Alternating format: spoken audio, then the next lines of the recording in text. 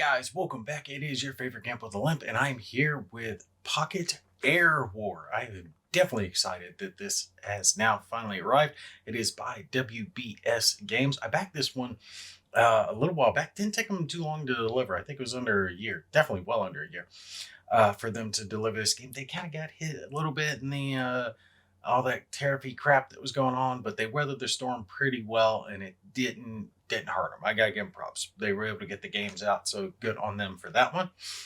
But this one I backed on a whim.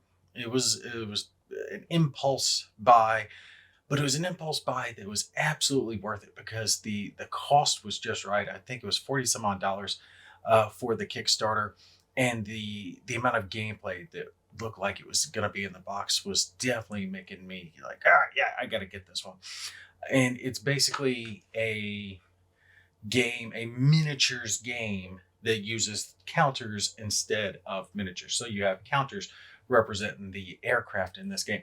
Now, there are some STLs, so you can print out some of the minis, some of the, like, it's a mini, but it's got kind of like a base to it. I might be able to find a picture. I'll put online for you guys. But I'm sure they're in my email somewhere. I haven't pulled those up yet. I'm not going to worry about printing them out. I'll worry about doing that later. But the option is there. It is nice that for those of us who do have resin printers, I wouldn't do this with an FDM. If you got a resin printer, you can do it. It's small, so you want something that has the fine details, and that's resin. FDM just can't do it to that level of detail. Anyway, let's go ahead, go down to the table and take a look at the game, see kind of how it plays, and we'll come back here for some final thoughts. All right, so here we are at the table. Let's go ahead and go over the components that come with the game. First, I wanted to make sure and show you guys the box. I always appreciate it when they have one of these trays form-fitted into the box so you can put all the components back in there.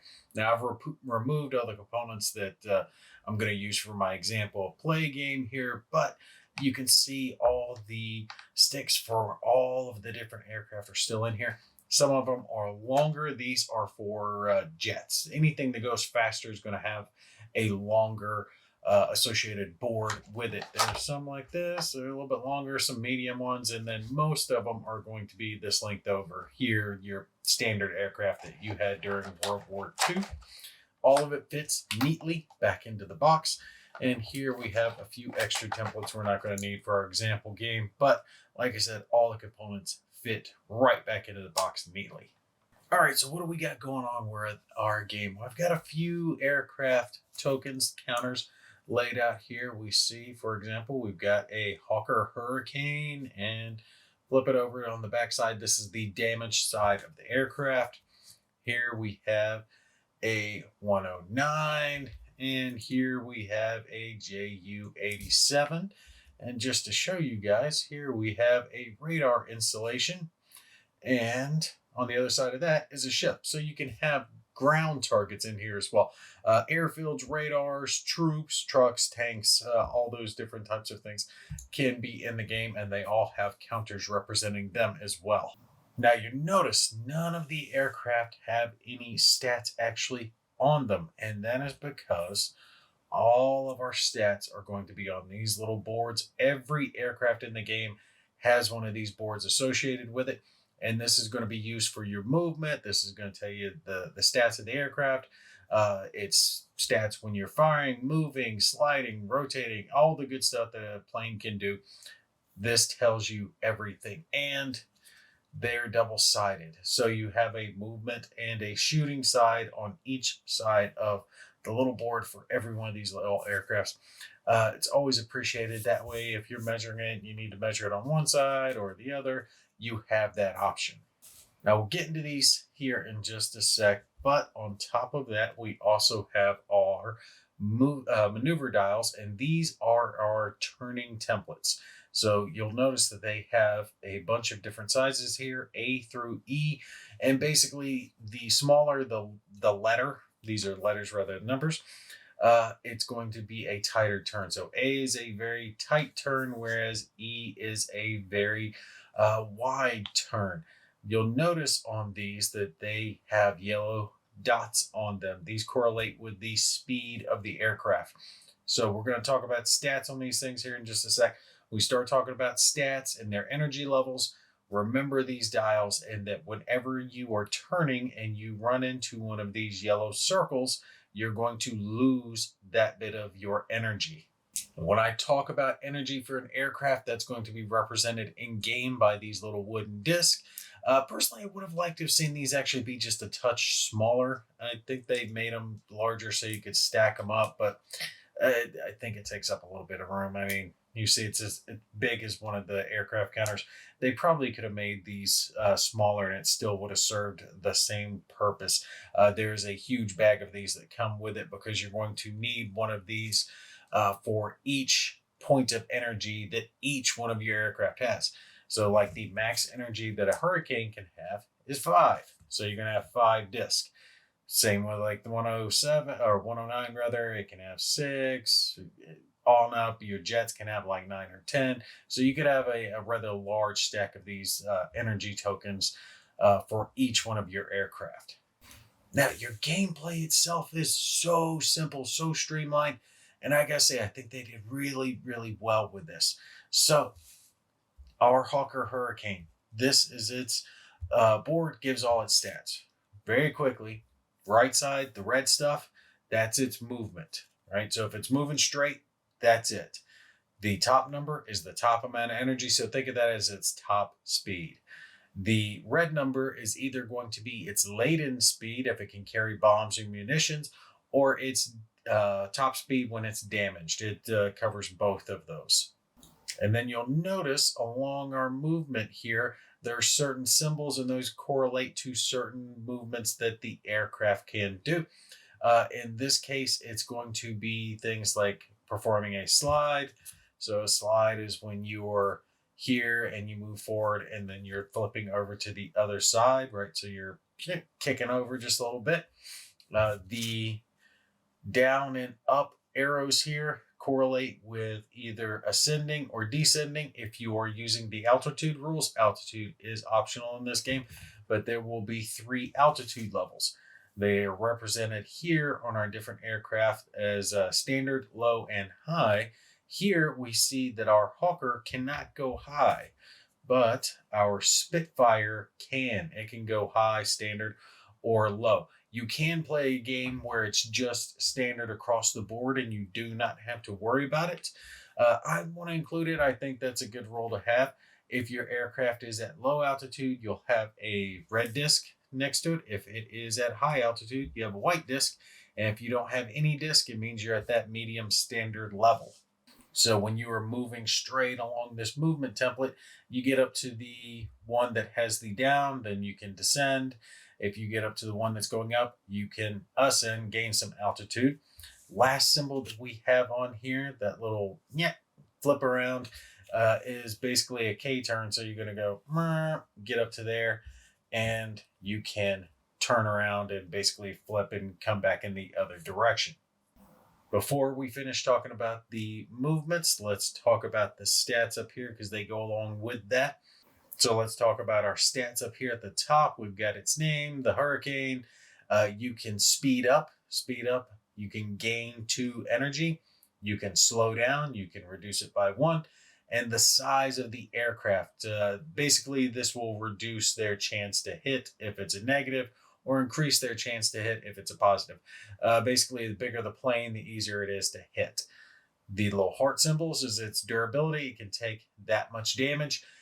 The aircraft, remember, they can either be simple rules for damage or deep rules for damage.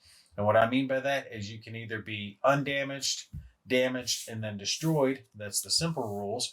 Or you can use the tokens that come with the game for front, side, and rear damage types, which will cause critical hits.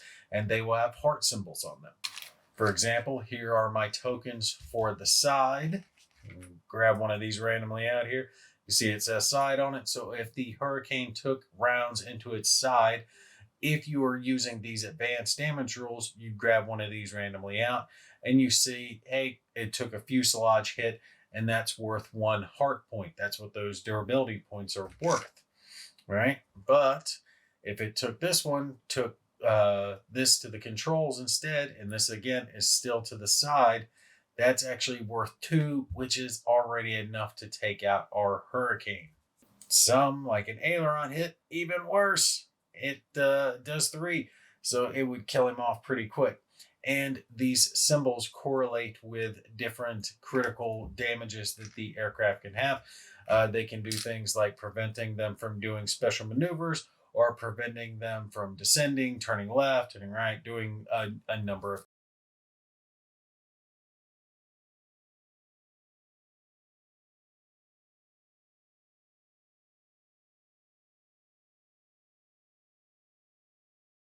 different things depending on the type of damage that they receive. And again, that's going to be front, rear, or side. Okay, so that's the basic stats for each one of our aircraft. They're all going to be different depending on which one you're flying, but they all use the same basic maneuvers here. They have their different levels of speed. Shooting's going to be roughly the same, but these numbers are going to be different. These numbers correlate to a D20 roll. If you get that number or higher, then you have hit your opponent. So let's say our little Hurricanes here, you're always going to line the side dash up with the dash here. For him to fire at an enemy aircraft, that enemy aircraft has to be within the front frame and within this range. So what I mean by that is when you're measuring straight out, it is straight out the width of the aircraft that's doing the firing. So the Hurricane or the Ju-87 here couldn't be over to the side. He has to actually be directly in front of the aircraft that is firing, and it will go up to that maximum distance. If he were just to here, for example, we would need a 15 or higher to hit him. If he were here, 13, 11, 11, and so on. That is also where those size modifiers are going to come into play that I mentioned earlier. Hurricane's -1. I think a Ju-87 is -1. It might be. Nope, it's 0. 0 for him. So a little bit bigger, easier target to hit. But some aircraft have other stats on their shooting boards as well. So we see here we've got the Me-110 and its range, right? Right there, same range as the Hurricane, but it's got orange on it, and it's got a bunch of different other numbers included with it. And this is cool. This is for things like tail gunners. So we see here the 110 has a tail gunner. So let's grab our 110 here, lay him out. This is where those G2, G3, and so on tokens come into play. These will go wherever you have it. So some aircraft will have front or side guns as well. Things like big bombers, they had, gunners, ball turrets, and the like. So this one, the 110, just has a rear gunner. So you get to place that down. And if an enemy plane is anywhere within there, they do get the chance to fire at them. However, it is much harder to hit with those turret weapons than it is with your primary weapons. We see here the orange bar. So it's now divided up. We have the gray for the front guns, which the 110 still has. You see that little symbol right there in the front. And then the orange is for its tail gunner. And its shortest range, the lowest number is a 12, which really isn't that good. So 12, 13, 14, 15, 15, and up.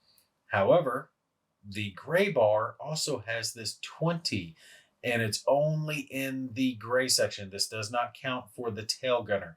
And what this means is a 20 is now a critical hit. This guy has a cannon, has a better chance of being able to take out an enemy plane. So if he gets a 20 in these ranges, so it doesn't count up here, but in these ranges, it's an automatic kill. Don't have to draw any tokens. Plane's been wiped out. So besides that, we also see a few other stats over here on our 110 that we did not see on our Hurricane, and these are bombs and rockets. There are different types of munitions that can be used on the aircraft in this game. You can have torpedoes, you can have dive bombers, you can have regular bombers, you can have rockets, air and ground rockets. multiple different types of munitions. There are different tokens that will be used to represent that. So for example, here's a bomb token. So our 110 here can be loaded with a bomb. Remember, he would be limited at his max speed when he is loaded. And the number there is the number he needs to roll. And all he has to do is fly over his target and roll that number. He gets to drop the bomb, take out the target, hopefully. Sometimes you will see this with some arrows on it, which we should have for our JU-87. And this means they're a dive bomber. So they're pretty good at diving in on their target. But when they bomb, they have to actually dive. So they must descend and then drop their bombs. And they get a good chance of taking out their target. So all of your attacks are going to be based on that D20 roll, and they're just going to go along with whatever numbers are listed down on your aircraft.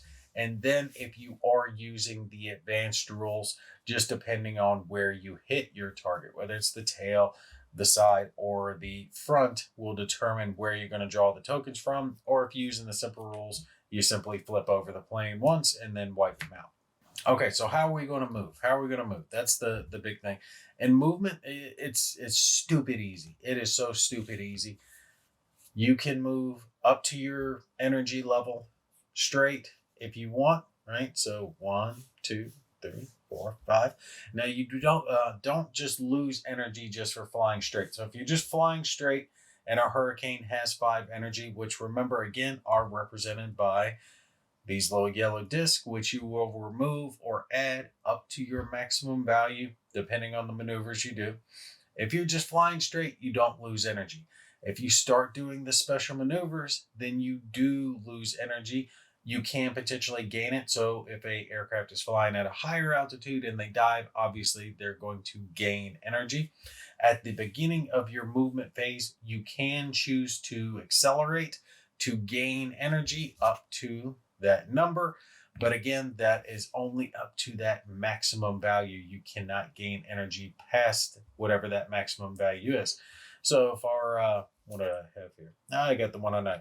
I need my hurricane. Where'd I put it? Well, I've lost my hurricane token. I have to find it. I said it somewhere.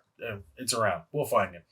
Anyway, so back onto our movement. So when you are moving, you can go straight. If you perform a special maneuver that is not descending, then you're going to have to spend energy equal to the amount of these little ticks that you have gone forward. So if we were climbing, we would have to spend 4 energy if we went up here to get up to the next level. And again, on your next movement, you can accelerate again to gain that energy back. Now, how's it work with turning? Well, with turning, you can do up to the letter that is here on your movement dial. So we see here we got B, B, B. So you can do equal to or above. And then there above, they mean a higher letter. So here B means you could do B, C, D, E, but you couldn't do an A turn, okay, if you're anywhere here. But if he's going this fast, then he can't do anything but a C. When it comes to the turning, again, turning's real simple. You're simply going to line up your dash there on the side with your turning template and go up, up, up. And each time you run into one of those yellow discs, you're going to remove one of your yellow speed energy markers each time that you get to one of those, and you can travel as far as you do have energy to spend. The only thing that you have to keep in mind is you can't spend all of your energy, because if you do, then you are considered to have stalled and your plane will crash if you're playing basic rules, or you will descend to the next lower elevation if you are playing with the elevation rules. Then your plane can recover if it gains energy on the next turn, and you can keep flying, be good, and all that other stuff. You can try to stall your plane out if you want to try to juke someone as kind of like an advanced maneuver, but be careful, because if you spend a little bit too much energy and you don't have the altitude to spare, you will crash your plane. So we see a standard turn here on this hurricane's pretty good. He can turn at a B, which is the second to best tightest turn. But our 110 here, where's our 110? He can only turn at a C, and if he goes a little too fast, the best turn he can make is a D. So all your planes will perform their movement in initiative order. Initiative is going to be determined based on a few different stats, and that is going to be the least energy, the lowest altitude, the plane, the faction with the most planes, and then you'll randomly determine. So planes that are going slower, represented because they have the least amount of yellow tokens, move first. Then planes that are lowest have to move. Then whoever's got the most planes. If you have equal planes, then you'll just roll to determine. After that, you go into your combat phase. And combat, for the most part, is simultaneously done. So there are a few different phases in combat, but for the most part, if you are conducting combat, you get to fire with all the different planes and then you apply the results. So the first bit of combat is going to be AA flak, which is available in this game. So there can be ground flak from ground targets that will target enemy planes. Then you do air to air, air to ground attacks, and then it's torpedoes and flak movement. So you can have those flak bursts up in the air trying to take out enemy planes, but that's done last. And there are even torpedoes in this game that a torpedo bomber can come in, drop the torpedo, and then the torpedo will move towards the enemy ship. Now, something I don't want to forget to mention while we are talking about the game is there is a AI system in the game. You guys will see that I am going to play a little bit of the game, show off some of the movements and the shooting and how everything works. But the basic just is simple enough that a basic AI system can control it. And I like it. There's a good amount of depth here, complexity to keep people interested without it being too overly complex to bog the system down. Just move your planes, shoot, try to get on your enemy's tail, and take him out of the sky. Good stuff. But anyway, let's pop back up and do some final thoughts. All right, so we're back from the table. You guys have seen it. And one of the components that I didn't really show off was this cute little bag. It's got a little canvas bag that came with the game. And my wife was definitely tickled pink with that one because when I was opening up the box, I was like, oh, it's got a bag. And she's just the typical wife. Bag? What do you mean bag? Let me see bag. My bag. So that quickly became her bag. This will be the last time I get to hold this. This is hers now. But you guys have gotten to see the components, everything that came with the game, basic gist of how it's going to be played. And I'm definitely going to do some quick videos, examples of play it out a little bit, show you guys that little Battle of Britain setup that I've got going on there. And I gotta say, this game is just offering something that it is totally worth it. It's got good gameplay. You don't have to have a playing mat. Obviously, having a playing mat's going to just make it look better. You can use water, you can use land, whatever you want. And it's given that just good gameplay. That's what you're wanting. It gives you that miniatures feel without having to have all the miniatures. So you can fit a tremendous amount of different types of aircraft, all their different stats represented right there on the boards themselves, the aircraft boards. The planes aren't clustered. They're not dirty counters. Sometimes in wargaming, you see these counters and they've got numbers just all over them and you can barely see what it is. This, you just got the aircraft. You got good side, damage side. That's all you have to worry about. All the information that you need for the aircraft is represented right there on its maneuver stick. I think that just streamlines the whole process. And I was a little worried when I was first looking at it. I was like, please tell me that they back printed these things so you can measure it from either side for guns, for movement. And they absolutely did, which shows me they took the time to quality test it to see what issues players are going to run into. They even came up with a good way to simulate turrets and having aircraft that had rear gunners and the like, so you can do that. But they've got the different stats. So you've got your gray stats for your front guns and then your orange stats for your rear guns.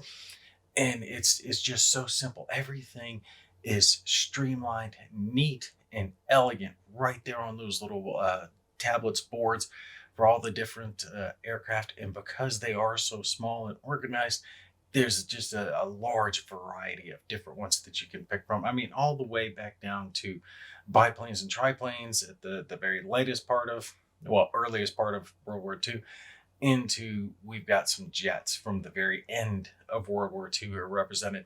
And they obviously have longer boards for those planes because those were very much faster.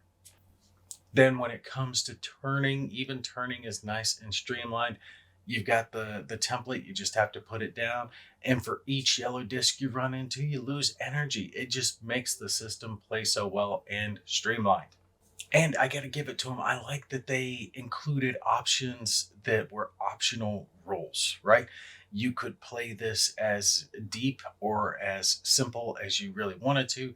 If you just wanted to have, steps, right? Basically like a standard board game where you've got your full side, you got your reduced side, and then you got destroyed, you can do that. But if you don't want that, if you want deeper gameplay, if you want to keep track of, did I get shot in the tail section or engine, or did the wings take damage? You've got those front, sides, and rear damage tokens that could represent different types of critical hits to the aircraft, reduce their abilities. Maybe they can't turn as well in one direction, or they're slowed down, or whatever the case may be. But even that, they have the little hearts on those different pieces to represent how much durability is lost. And once you have accumulated the amount of hearts that your aircraft can sustain, your aircraft is destroyed. Obviously, bigger aircraft, more armor, they're going to be able to take more hits than the smaller, lightly armored aircraft. Really, if you think about it, there's a lot of different games that have tried to simulate air combat, right? We've got that Pacific one that I covered not too long back that also used counter assist. It was good. If I remember right, that one was Fighters Over the Pacific, and Fighters Over Europe is coming out here soon. That's the most comparable game to this one. But I gotta say, I kind of lean towards Pocket War here. I think Pocket War's got the advantage just a little bit when it comes to counter-based aircraft gameplay. But even others, Blood Red Skies, even to Age of Glory or Age of Dogfights, everyone's looking for their way to bring that air combat feel to the table. And I gotta say, WES Games did well with this one. The gameplay is streamlined. It's easy to understand. The symbols on the pieces, the movement tablets, boards make sense. They're intuitive. Slide looks like a slide. A wing over, turn around looks like that. Climbing, descending, anything like that. The energy system itself makes sense. The size of the aircraft modifiers makes sense.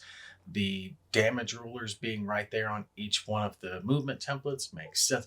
Everything just works well together. To me, this shows a company that took the time to play test the hell out of this and come up with a system that works well. And even on top of that, they took the time to come up with a solitaire system, which I gotta say works pretty well. It reminds me of the old solo system for X-Wing that sadly X-Wing isn't around. It's not supported anymore, which is just so stupid, but that's neither here nor there. But they had the heroes of the Atari cluster, and that system automated the bad guys so you could play a solo or co-op game. And similar to what we have here is movement templates, right? So movement templates, turning, and the like. And you've got to have a way to automate that for the AI side. And they came up with a system that works, that allows you to have some variability for the enemy, right? You don't know exactly what they're going to do. I think rolling a die and having them perform different actions depending on their focal point works. There's no perfect system. I mean, a perfect system is playing like a video game. When you bring it down to a board game, it's hard to fully just like automate that. But for what they've done here, it works. It works well enough to give you that solo or cooperative gameplay, and it's not too difficult to understand.